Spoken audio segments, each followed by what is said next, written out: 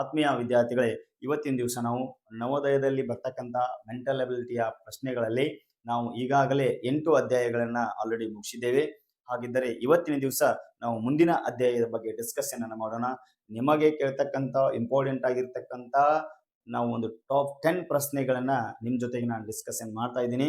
ಇದೇ ರೀತಿ ಮಾದರಿಯ ಒಂದು ನಾವು ಪ್ರಶ್ನೆಗಳನ್ನ ಚಿತ್ರಗಳನ್ನ ಡಿಸ್ಕಷನ್ ಮಾಡೋದ್ರಿಂದ ನಿಮಗೆ ಏನಾಗ್ತದಪ್ಪ ಅಂತಂದ್ರೆ ಪರೀಕ್ಷೆಯಲ್ಲಿ ಬಹಳ ಹೆಲ್ಪ್ ಆಗ್ತದ. ಹಾಗಿದ್ರೆ ಯಾವ ಚಿತ್ರಗಳನ್ನ ಯಾವ ರೀತಿ ನಾವು ಕಂಡುಹಿಡಿಬೇಕು, ಹೌದಾ, ಯಾವ ರೀತಿ ನಾವು ಪ್ರಶ್ನೆಗಳಿಗೆ ಉತ್ತರವನ್ನ ಮಾಡಬೇಕು, ಸಮಸ್ಯಾ ಚಿತ್ರಗಳಲ್ಲಿ ಹಾಗೂ ಉತ್ತರ ಚಿತ್ರಗಳಲ್ಲಿ ಏನ್ ಡಿಫ್ರೆನ್ಸ್ ಅದ, ಏನು ವ್ಯತ್ಯಾಸ ಅದ ಅಂತೇಳಿ ನಾವು ಏನ್ ಮಾಡೋಣಪ್ಪ ಇವತ್ತಿನ ದಿವಸ ತಿಳಿದುಕೊಳ್ಳೋಣ. ಹಂಗಿದ್ರ ಇವತ್ತಿನ ಈ ಒಂದು ಅಧ್ಯಾಯ ಯಾವುದಪ್ಪ ಅಂತಂದ್ರೆ ಹುದುಗಿದ ಚಿತ್ರವನ್ನ ಗುರುತಿಸುವುದು. ಹೌದಾ, ಏನಪ್ಪಾ ಅಂತಂದ್ರೆ ಒಂದು ಚಿತ್ರವನ್ನ ಉತ್ತರ ಚಿತ್ರ ಸಮಸ್ಯಾ ಚಿತ್ರದಲ್ಲಿ ಕೊಟ್ಟಾಗ ಆ ಚಿತ್ರವನ್ನ ನಾವು ಏನ್ ಮಾಡ್ಬೋದ್ರಿ, ಉತ್ತರ ಚಿತ್ರದಲ್ಲಿ ಯಾವ ರೀತಿ ಕಂಡುಹಿಡಿಬೇಕಂತ ಏನ್ ಮಾಡೋಣ ಇವತ್ತಿನ ದಿವಸ ತಿಳ್ಕೊಳ್ಳೋಣ. ಹಾಗಿದ್ರ ನೀವೆಲ್ಲ ರೆಡಿ ಆಗಿದ್ದೀರಾ ಅಂತ ಅನ್ಕೊಂಡಿದೀನಿ. ನೋಡ್ರಿ, ಇಲ್ಲಿ ಕೆಲವೊಂದಿಷ್ಟು ಏನಪ್ಪಾ ಅಂತ ಅಂಶಗಳದಾವ. ಈ ಒಂದು ಅಡಗಿರುವ ಚಿತ್ರವನ್ನ ಗುರುತಿಸೋದ್ರೊಳಗ ಏನೇನ್ ನಮಗ ನಾಲೆಜ್ ಇರಬೇಕು, ಹೌದಾ, ಏನೇನ್ ನಮಗ ಜ್ಞಾನವಿರಬೇಕು ಅನ್ನೋದನ್ನ ಸಹ ನಾವು ಇವತ್ತು ತಿಳ್ಕೊಂಡ್ಬಿಡೋಣ. ಹಂಗಿದ್ರೆ ನೋಡ್ರಿ, ಸಮಸ್ಯಾ ಚಿತ್ರದ ಆಕಾರ ನೋಡ್ರಿ ಬಹಳ ಇಂಪಾರ್ಟೆಂಟ್. ಆಕಾರ ಉದ್ದಗಲಗಳನ್ನು ಸರಿಯಾಗಿ ನೋಡಿಕೊಳ್ಳಬೇಕು. ಯಾವುದು ಸಮಸ್ಯಾ ಚಿತ್ರ ಇರ್ತದಲ್ಲ ಅದರ ಒಂದು ಆಕಾರವನ್ನ ಮತ್ತು ಉದ್ದ ಮತ್ತು ಅಗಲಗಳನ್ನ ನಾವ್ ಏನ್ ಮಾಡ್ಬೇಕ್ರಿ, ಸರಿಯಾಗಿ ನೋಡ್ಕೋಬೇಕು. ನಂತರ ಉತ್ತರ ಕಂಡು ಬಂದ ನಂತರ ಸಮಸ್ಯಾ ಚಿತ್ರದ ಉದ್ದಗಲಗಳು ಉತ್ತರ ಚಿತ್ರದ ಉದ್ದಗಲತೆಗಳಿಗೆ ಹೋಲಿಕೆ ಮಾಡಿಕೊಳ್ಳಬೇಕು. ಯಾವ ರೀತಿ ಸಮಸ್ಯಾ ಚಿತ್ರದ ಉದ್ದ ಅಗಲಗಳಿರ್ತಾವಲ್ಲ ಅದೇ ರೀತಿ ಉತ್ತರ ಚಿತ್ರದೊಳಗು ಉದ್ದಗಲಗಳನ್ನು ಅದೇ ರೀತಿ ಹೊಂದಿರಬೇಕು. ಅಂದಾಗ ಏನಾಗ್ತದ, ನಮಗ ಉತ್ತರ ಸರಿ ಆಗ್ತದ.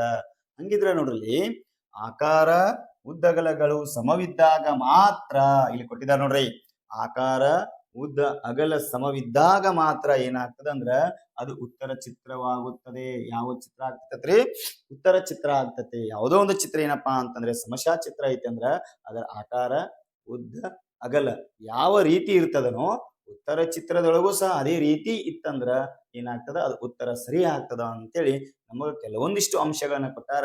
ಇಷ್ಟು ನಿಮಗ್ ಗೊತ್ತಾಗಿರ್ಬೇಕು. ಅಡಗಿರುವ ಚಿತ್ರದಲ್ಲಿ ನಮಗೆ ಏನು ನಾಲೆಜ್ ಇರಬೇಕಪ್ಪ ಅಂತಂದ್ರೆ ಆಕಾರ ಉದ್ದ ಅಗಲ ಇವುಗಳನ್ನ ನಾವು ಸರಿಯಾಗಿ ಜ್ಞಾನವನ್ನ ಹೊಂದಿದ್ದೆ ಆದ್ರೆ ನಮ್ಗೇನಾಗ್ತದವ್ರಿ 4 ಅಂಕಗಳು ಸ್ಪಷ್ಟವಾಗಿ ಯಾವುದೇ ಒಂದು ಡೌಟ್ ಇಲ್ಲದೆ, ಹೌದಾ, ಸಮಸ್ಯೆ ಇಲ್ಲದೆ ಏನಾಗ್ತದ ಉತ್ತರಗಳು ಸಿಗ್ತದ ಅಂತೇಳಿ ನಾನು ಅನ್ಕೋತೀನಿ. ಹಂಗಿದ್ರ ನಾವ್ ಏನ್ ಮಾಡೋಣ ಅಂದ್ರ ಇವತ್ತಿನ ದಿವಸ ಒಂದು 10 ಪ್ರಶ್ನೆಗಳನ್ನ ಡಿಸ್ಕಷನ್ ಮಾಡಿದ್ದೆ ಆದ್ರೆ ನೀವೇನು ಮಾಡೋದು ಅವಶ್ಯಕತೆ ಇಲ್ಲ. ಸ್ವಲ್ಪ ಪ್ರಾಕ್ಟೀಸ್ ಮಾಡಿದ್ರೆ ಸಾಕು, ನಿಮಗ ಅಂಕಗಳೇನಾಗ್ತದ ನೇರವಾಗಿ ಸಿಗ್ತದ.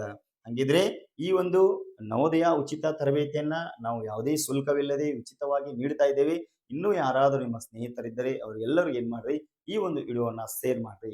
ಅವ್ರು ಏನ್ ಮಾಡ್ರಿ, ನವೋದಯ ಎಕ್ಸಾಮ್ಗೆ ಪಾರ್ಟಿಸಿಪೇಟ್ ಮಾಡ್ಲಿ. ಹೌದಾ, ಹಂಗಿದ್ರ ಇನ್ನೂ ನವೋದಯ ಒಂದು ಅರ್ಜಿಯನ್ನ ಹಾಕುವ ಒಂದು ಸಮಯವನ್ನು ಏನ್ ಮಾಡ್ರಿ, ಮತ್ತೆ ಆಗಸ್ಟ್ 13ರವರೆಗೆ ಮುಂದೂಡಲಾಗಿದೆ. ಅದಕ್ಕೋಸ್ಕರ ತಾವೆಲ್ಲರೂ ಏನ್ ಮಾಡ್ರಿ, ಇನ್ನೂ ಯಾರಾದರೂ ನವೋದಯ ಅರ್ಜಿಯನ್ನ ಹಾಕಿಲ್ಲ ಅಂತಂದ್ರೆ ದಯವಿಟ್ಟು ಅರ್ಜಿಯನ್ನ ಹಾಕಿ ಪರೀಕ್ಷೆಯನ್ನ ಬರೀರಿ, ನಿಮಗೆ ಯಶಸ್ವಿ ಆಗ್ಲಿ ಅಂತ ಹೇಳ್ತಾ ಇವತ್ತಿನ ದಿವಸ ಏನ್ ಮಾಡೋಣ ರೀ, ಮೊದಲ ಪ್ರಶ್ನೆಯನ್ನು ನೋಡೋಣ. ಹಾಗಿದ್ರೆ ವಿದ್ಯಾರ್ಥಿಗಳು ಇಲ್ಲಿ ನೋಡಿ, ಇಲ್ಲಿ ಒಂದು ಸಮಸ್ಯಾ ಚಿತ್ರವನ್ನ ಕೊಟ್ಟಿದ್ದಾರೆ. ಈ ಒಂದು ಸಮಸ್ಯಾ ಚಿತ್ರ, ಹೌದಾ, ಇಲ್ಲಿ ಉತ್ತರ ಚಿತ್ರ. ಆಕ್ಚುಲಿ ಏನ್ರಿ, ಉತ್ತರ ಚಿತ್ರಗಳು. ಇಲ್ಲಿ ಉತ್ತರ ಚಿತ್ರದೊಳಗ ಈ ಒಂದು ಚಿತ್ರ ಎಲ್ಲಿ ಅಡಗಿದೆ ಅಂತೇಳಿ ನಾವೇನ್ ಮಾಡ್ಬೇಕ್ರಿ, ಕಂಡುಹಿಡಿಬೇಕಾಗ್ತದ. ಹೌದಾ, ನೋಡ್ರಿ, ಮೊದಲನೇ ಚಿತ್ರ ಮತ್ತು ಎರಡನೇ ಚಿತ್ರವನ್ನು ನೋಡಿದಾಗ ಏನಾಗ್ತದ, ನಮಗೆ ಉತ್ತರ ಇಲ್ಲೇ ಅನಿಸ್ತದ. ಯಾಕಂತಂದ್ರ ಆಯ್ಕೆ ಒಳಗ ಏನಾಗ್ತದ, ಇವೆರಡು ಚಿತ್ರಗಳು ಬರೋದಿಲ್ಲ. ಹಂಗಿದ್ರೆ ನೋಡ್ರಿ, ಈ ಚಿತ್ರ ಯಾವ ರೀತಿ ಇದೆ ಅಂತೇಳಿ ನಾವೇನ್ ಮಾಡೋಣ, ಸ್ವಲ್ಪ ಪ್ರಾಕ್ಟೀಸ್ ಮಾಡಿ ನೋಡ್ಕೊಳ್ಳೋಣ ಏನಾಗ್ತದ ಅಂತೇಳಿ. ನೋಡ್ರಿ, ಒಂದನೇ ಚಿತ್ರದೊಳಗ ಈ ರೀತಿ ಅದ. ಎಸ್, ಹೌದಾ, ಇಲ್ಲಿ ನೋಡ್ರಿ ಈ ರೀತಿ ಒಂದು ಆಕಾರದ ಚಿತ್ರ ಈ ಡಯಾಗ್ರಾಮ್ ದಲ್ಲಿ ಇಲ್ಲ. ಹಾಗಿದ್ರೆ ಇದೇನಾಗಂಗಿಲ್ರಿ, ರಾಂಗ್ ಆಗ್ತದ. ನೆಕ್ಸ್ಟ್ ನೋಡ್ರಿ, ಬಹಳ ಈಜಿ ಆಗಿರ್ತದ ನೋಡ್ರಿ. ಎಸ್, ಓಕೆನಾ. ಇಲ್ಲಿ ನೋಡ್ರಿ,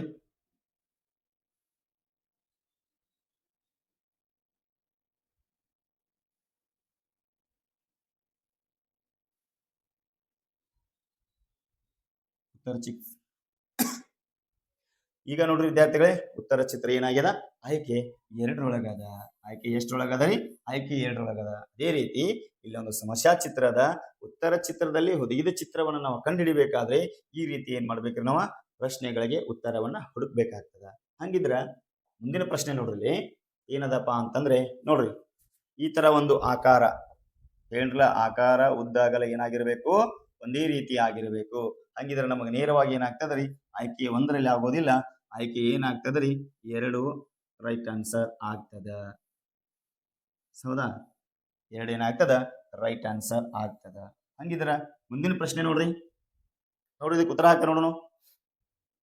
ಯಾರು ಕಮೆಂಟ್ ಬಾಕ್ಸ್ ನಲ್ಲಿ ಕಮೆಂಟ್ ಮಾಡ್ರಿ, ಯಾವ್ದಾಗ್ತದ ನೋಡ್ರಿ ಉತ್ತರ. ಇದು ಸ್ಪಷ್ಟವಾಗಿ ನಿಮ್ಗೆ ಕಾಣ್ತದ.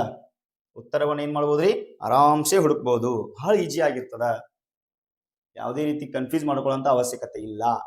ನೋಡ್ರಿ ವಿದ್ಯಾರ್ಥಿಗಳೇ, ಡೈರೆಕ್ಟ್ ಆಗಿ ನೋಡಿದಾಗ ಈ ಒಂದು ಸರಳ ರೇಖೆ ಈ ಕಡೆ ಇರುವುದರಿಂದ ಮೊದಲೇ ಆಯ್ಕೆ ಆಗೋದಿಲ್ಲ. ಸ್ಪಷ್ಟವಾಗಿ ತೆಗಿರಿ. ಇಲ್ಲಿ ಸರಳ ರೇಖೆ ಈ ರೀತಿ ಇರುವುದರಿಂದ ಇಲ್ಲಿ ಏನಾಗಿದೆ, ಈ ರೀತಿ ಸರಳ ರೇಖೆ ಇಲ್ಲ, ಅದು ಇದು ಆಗೋದಿಲ್ಲ. ಹೌದಾ, ಆಯ್ಕೆ 2 ಹೋಗ್ಬಿಡ್ತು. ಇನ್ನು 3ನೇ ಆಯ್ಕೆ ನೋಡ್ರಿ, ಇಲ್ಲೇನಾಗಿದೆ ನೋಡ್ರಿ, ಉತ್ತರ ಚಿತ್ರವನ್ನ ಈ ರೀತಿ ಇರುವುದರಿಂದ ನೋಡ್ರಿ ಸ್ಪಷ್ಟವಾಗ್ಯದ.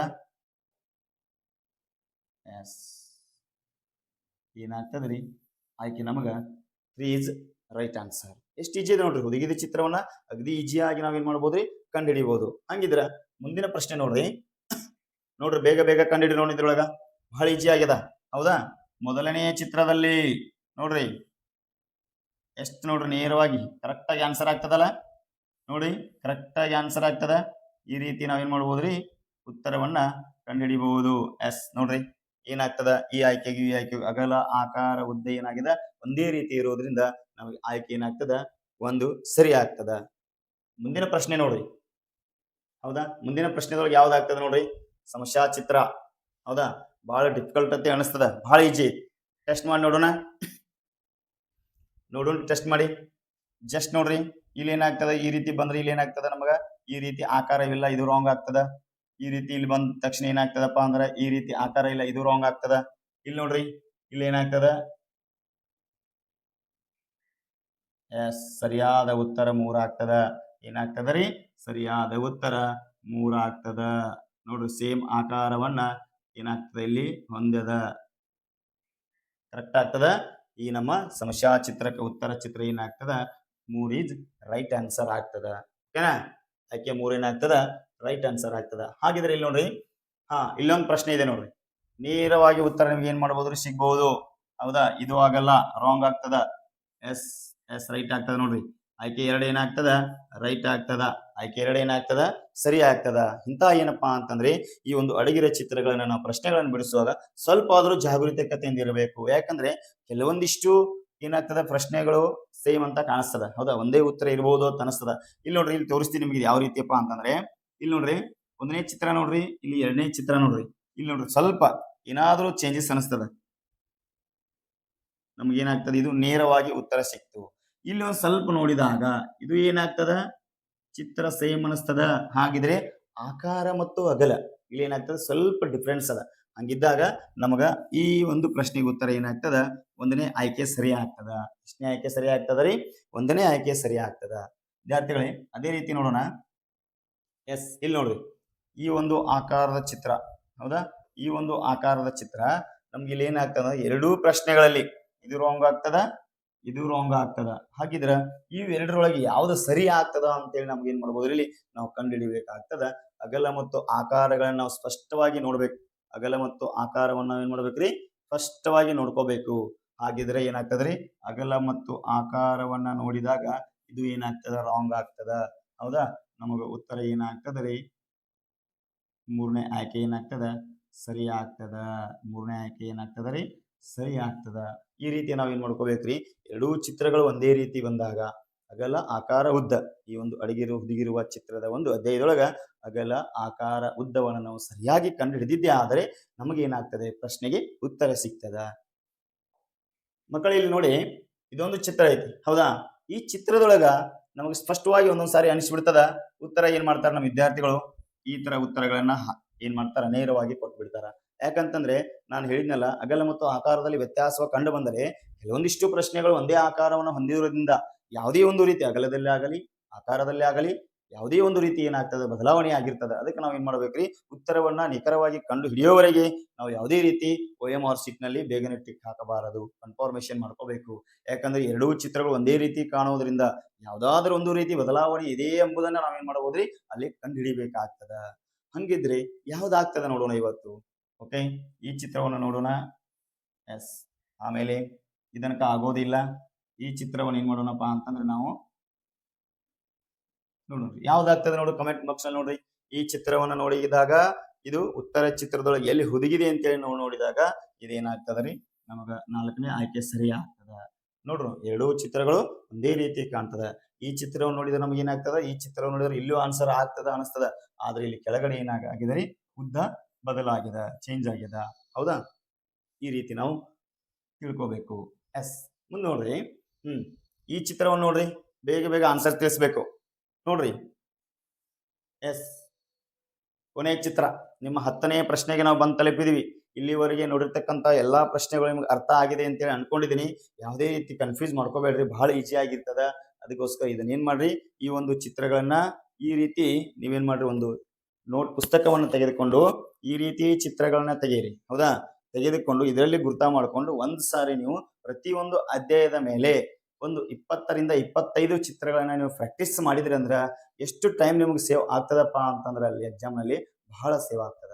ಅದಕ್ಕೋಸ್ಕರ ಇನ್ನೂ ನಿಮಗೆ ಸಮಯಾವಕಾಶವಿದೆ.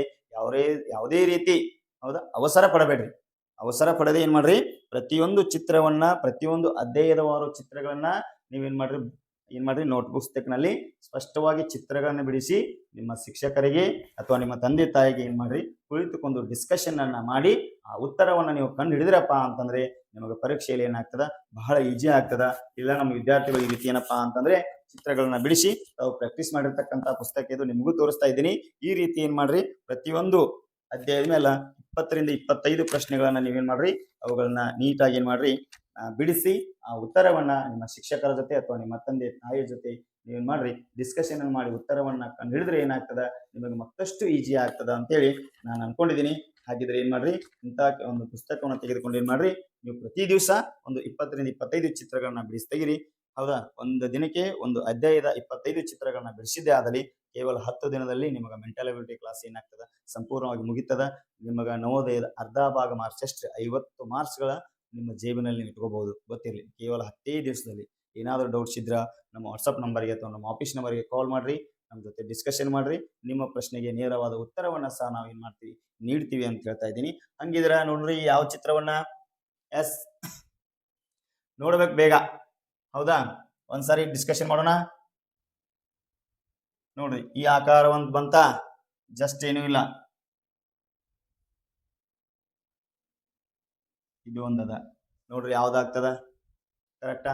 ಆಮೇಲೆ ನೆಕ್ಸ್ಟ್ ಡಿಸ್ಕಷನ್ ಮಾಡೋಣ. ನೋಡ್ರಿ ಇದು ಆಗೋದಿಲ್ಲ, ಯಾಕಂತಂದ್ರೆ ಆಕಾರ ಏನಾಗಿದೆ ಈ ರೀತಿ ಇರುವುದರಿಂದ ಆ ಚಿತ್ರದಲ್ಲಿ ಉತ್ತರ ಸಿಗುವುದಿಲ್ಲ ನಮಗೆ. ಈ ಒಂದು ಸಮಸ್ಯಾ ಚಿತ್ರಕ್ಕ ಉತ್ತರ ಚಿತ್ರ ಯಾವ್ದಾಗ್ತದ ಅಂದ್ರ 2 is ರೈಟ್ ಆನ್ಸರ್ ಆಗ್ತದ. ವಿದ್ಯಾರ್ಥಿಗಳೇ ಇದೇ ರೀತಿ ತಾವೇನ್ ಮಾಡ್ರಿ, ಮನೆಯಲ್ಲೇ ಕುಳಿತುಕೊಂಡು ಏನ್ ಮಾಡ್ಬೋದು, ನವೋದಯ ಒಂದು ಸಿಲೆಬಸ್ ಅನ್ನ ಪ್ರಾಕ್ಟೀಸ್ ಮಾಡಬಹುದು. ಅದಕ್ಕೋಸ್ಕರ ಮನೆಯಲ್ಲಿ ಇದ್ಕೊಂಡು ಪ್ರಾಕ್ಟೀಸ್ ಮಾಡ್ತಕ್ಕಂಥ ಎಲ್ಲಾ ವಿದ್ಯಾರ್ಥಿಗಳು ಸಂಪೂರ್ಣವಾದ ಕ್ಲಾಸ್ಗಳನ್ನ ನೋಡ್ರಿ. ಏನಾದರೂ ಡೌಟ್ಸ್ ಇತ್ತಂದ್ರ ಏನ್ ಮಾಡ್ರಿ, ನಮ್ಮ ವಾಟ್ಸಪ್ ನಂಬರ್ಗೆ ಒಂದು ಮೆಸೇಜ್ ಹಾಕ್ರಿ. ನಿಮ್ಗೆ ಏನಾದ್ರು ಮತ್ತೆ ಡೌಟ್ಸ್ ಇತ್ತಂದ್ರ ಫೋನ್ ಮುಖಾಂತರ ನೀವು ಏನ್ ಮಾಡ್ಬೋದು, ನೀವು ಕೇಳ್ಬೋದು. ಯಾರ್ಯಾರು ಎಕ್ಸಾಮ್ ಬರೆಯಲು ಇಂಟ್ರೆಸ್ಟ್ ಇದೆಯಲ್ಲ ತಾವೆಲ್ಲರೂ ಏನ್ ಮಾಡ್ರಿ, ಶನಿವಾರ ಸಾಯಂಕಾಲದೊಳಗಾಗಿ ನಿಮ್ಮ ಒಂದು ವಾಟ್ಸಪ್ ನಂಬರ್ನಿಂದ ನಮಗೆ ಹಾಯ್ ಅಂತ ಒಂದು ಮೆಸೇಜ್ ಮಾಡ್ರಿ. ಎಲ್ಲ ವಿದ್ಯಾರ್ಥಿಗಳಿಗೆ ಇಲ್ಲಿವರೆಗೆ ಕ್ಲಾಸ್ಗಳು ಅರ್ಥ ಆಗಿದೆ ಅಂತ ಅನ್ಕೊಂಡಿದ್ದೀನಿ. ತಾವೇನಾದ್ರೂ ಪರೀಕ್ಷೆ ಬರೆಯಲು ಇಚ್ಛೆ ಇದ್ರೆ ನೀವೊಂದು ನಮ್ಮ ಒಂದು ಆಫೀಸ್ ನಂಬರ್ಗೆ ಹಾಯ್ ಅಂತ ಮೆಸೇಜ್ ಮಾಡ್ರಿ. ಪ್ರತಿ ರವಿವಾರ ನಾನು ನಿಮ್ಗೆ ಆನ್ಲೈನ್ ಟೆಸ್ಟ್ ಅನ್ನ ತೆಗೆದುಕೊಳ್ತೀನಿ. ಆ ಟೆಸ್ಟ್ ನಲ್ಲಿ ನೀವು ಯಾವ ರೀತಿ ಅಂಕಗಳನ್ನ ಗಳಿಸ್ತೀರಾ, ಇನ್ನು ಯಾವ ಸಿಲೆಬಸ್ ಗಳನ್ನ ಕವರ್ ಮಾಡಬೇಕು ಹೌದಾ ಅಂತ ನಿಮ್ಗೆ ಏನಾಗ್ತದ ಅಂದ್ರೆ ಒಂದು ನಾಲೆಜ್ ಬರ್ತದ. ಅದಕ್ಕೋಸ್ಕರ ತಾವೆಲ್ಲರೂ ಈ ಪರೀಕ್ಷೆಯಲ್ಲಿ ಮಿಸ್ ಮಾಡ್ಕೊಳ್ಳೇಬೇಡಿ. ಪ್ರತಿ ಸಂಡೇ ಎಕ್ಸಾಮ್ ಅನ್ನ ಅಟೆಂಡ್ ಮಾಡಿ.